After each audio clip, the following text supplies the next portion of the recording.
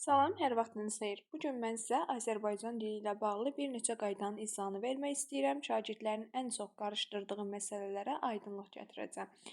Birinci, qaralmaq sözü ilə bağlı olacaq. Bu sözü feilin hansı qrammatik məna növü soruşanda məchul, qayıdış və məlum. Sizcə hansıdır? Məchul, qayıdış yoxsa məlum? Əksərən həmişə buna deyirlər ki, qayıdış. Nəyə görə qayıdış deyirlər? Deyirlər, müəllim, hava axı öz üzərində qaralır. Amma yadınızda qalsın ki, bu qayıdış növdə deyil. Qara sözünə burada al şəkilçisi artırılıb deyə siz bunu məlum növ götürməlisiniz. Eyni şəkildə qocalmaq sözü də öz üzərində qocalmır. Qocadan qocal. Siz buradakı şəkilçisini məchul götürəndə burada gərək il şəkilçisi olardı. Amma burada il şəkilçisi yoxdur. Al şəkilçisi var. Həmçinin feilin növ şəkilçiləri feildən feil yaratmalıdırlar. Amma burada feildən feil yaranmayıbdır.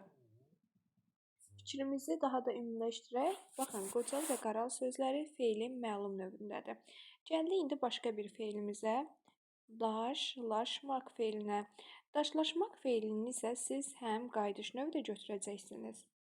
Üzrlü sayın, qayıdış növü yox. Qarşılıq növdə. Daşlaşmaq feilini həmçinin məlum növdə götürəcəksiniz. Bunun kontekst daxili mənasına baxmaq lazımdır. Məsələn, uşaq neynir? Daşı götürür. Daş, daşla, daşlaşdılar. Uşaqlar daşlaşdılar. Burada qarşılıq növdə qarşı-qarşıya bir-birinə daşı atırlar.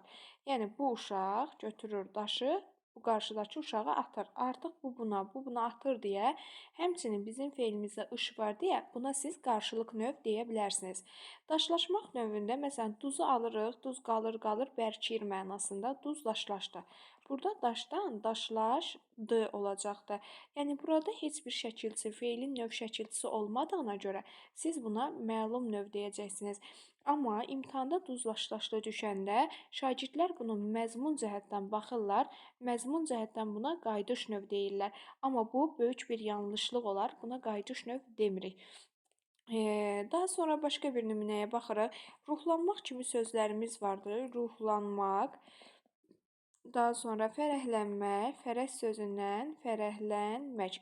Bunlara da siz ancaq hansı növdə deyəcəksiniz? Məlum növdə deyəcəksiniz. Yəni, bəzən deyir ki, axı müəllim öz üzərimdə ruhlanıram, o həvəsi özüm özümə motivasiyanı yaradıram. Xeyr, burada sən məlum növ olması üçün birinci isimdən yaranıb. Növ həmişə nədən yaranmalıdır? Feildən. Həmçinin burada lan şəkilçisi var, ha. Burada ın şəkilçisi yoxdur axı, siz ona qayıdış və yaxud da məchul növ deyəsiniz. Gəldik, ən çox çaşdırılan məqamlardan biri sulamaq yoxsa sudan sula, sudan sulanmaq. Baxın, şəkilçilər açıq yazıram ki, çaşmayasınız. Təbii ki də burada ı düşür, n qalır deyə uşaqlar çaşırlar. Ümumiyyətlə sözümüz olur sulanmaq sözü. Sulanmaq sözünü siz iki formada düşünə bilərsiniz. Bir, məlum formada düşünə bilərsiniz. Bir də ki, məchul formada. Məchul. Yadınızda qalsın ki, sulanmaq sözünün qayıdış forması yoxdur. İndi nümunələr deyəcəm, məzmununda qayıdış olacaqdır. Başdan deyirəm ki, sonra çaşmayasınız nümunələri. Birinci qaydamız, bağ sulandı. Bağı da neyinirik? Suyu götürürəm, sula. Bax, sula feilindən nə olur? Sulandı. Sadəcə iki sait yanaşı gəlib deyə burada ı düşür, n qalır yalnızca. Bağ sulandı. Artıq kim tərəfindən sulandığı bizə məlum olmadığına görə siz buna məchul növ deyə bilərsiniz. Daha sonra meyvə sulandı, yetişmək mənasında. Meyvə sulandı. Baxın, burada düzdür, məzmununca qayıdışlıq var. Və buraya yazıram. Məzmunda nə var? Qayıdış.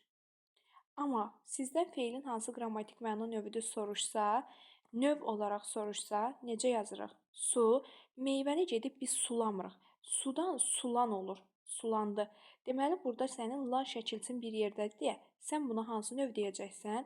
Təbii ki də məlum növ deyəcəksən. Nə olsun bunun məzmunda qayıdış var? Axı sən burada şəkilçin landı. Başqa bir nümunə yazıram. Gözüm sulandı. Bax, gözüm sulandı. Yenə deyirəm, bax, mən gedib gözümü sulamıram.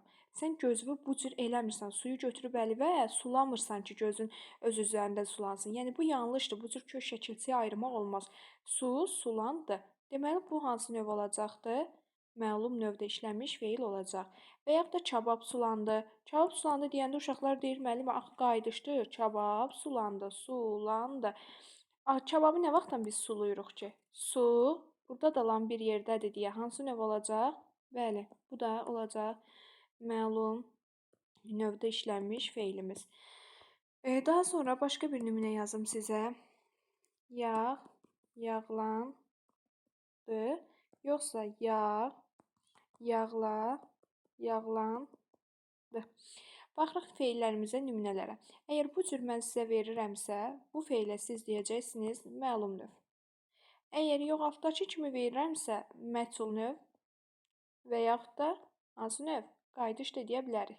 İndi baxaq cümlələr daxilində. Məsələn, deyirəm ki, saçım yağlandı. Bu hansı növdə olacaq? Eşidirəm ki, siz buna qayıdış deyirsiniz. Qayıdış olmaz. Bu məlum növdə işlənmiş feil olacaq. Məlum. Nəyə görə buna məlum növ deyirsiniz? Saçı yağlamırıq. Saç öz-özünə yağlanır. Saç, yağ, yağlanmaq. Burada sən saçına yağı götürüb yağlasan, özün yağlamış olacaqsan. Amma burada saç yağlanır. Təbiidir, 2-3 gün baş yumayanda baş yağlanır. Baxın, o yağlanmaq mənasında buna baxanda siz artıq buna məlum növ deməlisiniz. Bir də deyirəm ki, tava yağlandı. Yağ, yağlandı.